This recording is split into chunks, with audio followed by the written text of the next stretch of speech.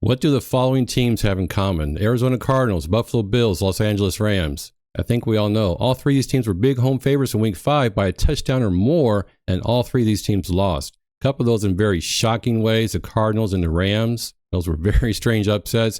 And these big losses laid waste my Moneyline Parlay Bets in Week 5. But I think the biggest impact was in Survivor. In Circa Survivor, the Cardinals and the Rams were the top two teams. Over 53% of the contestants bet on those two teams for Survivor. So over 53% of the remaining contestants in Survivor are now gone. But how did I do in my video best bets? Well, my spread bets went 6-1. If you follow my Tuesday videos and my Thursday videos, I went 6-1 on my spread bets. The Moneyline Parlay Bets did not hit, but overall I was 6-5 in Week 5. So I had a winning record despite these big upsets. In my Tuesday video down here in Week 5, I went 2-1 in my spread bets and 0-2 in the Moneyline Parlay Bets. Overall, I'm 17-20 for my spread bets and 5-4 for my Moneyline Parlays. My Moneyline Parlays are still winning. But what I'm going to do for my Moneyline Parlay Bets is adjust it from 1.5% of my bankroll back down to 1%. So this is kind of adaptive betting that I do. And I mentioned in my videos in previous weeks. I bet a flat 1% on all my bets, but when I have a big edge, I go to 1.5%, maybe 2%. When I have something that's a smaller edge, maybe 0.5%. All right, let's get to our Week 6 best bets. The first trend, which I've mentioned many times in my videos, home teams before their bye weeks cover the spread at a rate of 60.3%. That's 88 of the last 146 games in the last 10 years, including 2025.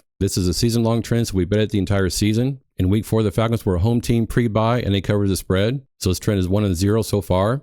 And in Week 6, look down there, we have the Ravens. I know it's not going to be easy to bet on the Ravens, but I'm going to follow this trend no matter what. So my first bet for this video are the Ravens plus 7.5 points at home against the Rams. And when you think about pre-buy versus post-buy, then we can break this down between pre-buy and post-buy. And here it is. On the left-hand side, these are pre-buy teams. I have them separated out between home favorites, home dogs, road favorites, and road dogs. And on the right-hand side, we have post-buy teams. Again, home favorites, home dogs, road favorites, and road dogs. And I'm going to highlight some of these percentages. Look at the top left here. In the green, we have the home teams pre-buy. Either home faves or home dogs are really high percentages here. So green means to bet on these teams. But look down here at the bottom. Road dogs pre-buy only cover spread at 43.4%. Red means go against those teams. On the right-hand side, we have home favorites post-buy at 44% and road favorites 44.9%. So if you look at these red percentages here, look at the opposite of that. For the post-buy games, this would be 56% for the teams going against the teams that are home favorites on post-buy, and 55.1% for the teams going against the road favorites. Now, neither of these percentages are above 60%, but they are above 55%, which is my minimum threshold. But because they're 55% but below 60%, I'm only going to bet 0.5% on these teams. So who do we have in Week 6? We have the following teams. We have two big home favorites, the Steelers at home against the Browns, and the Packers at home against the Bengals. So again, we would go against these teams because these are home favorites post-buy, and we'd bet the Browns plus 5.5 against the Steelers, and the Bengals plus 14.5 against the Packers. And I know no one's going to want to bet the Bengals on the road against the Packers, but again, I'm going to follow this trend, and I'm only going to bet 0.5% on both of these teams. If you want to get more spread bets, make sure you check out my Thursday morning video on October 9th. I use my spread model, which is really heating up, and in Week 5, my spread model went 4-0. A perfect 4-0 my spread bets in Week 5 on my Thursday morning video.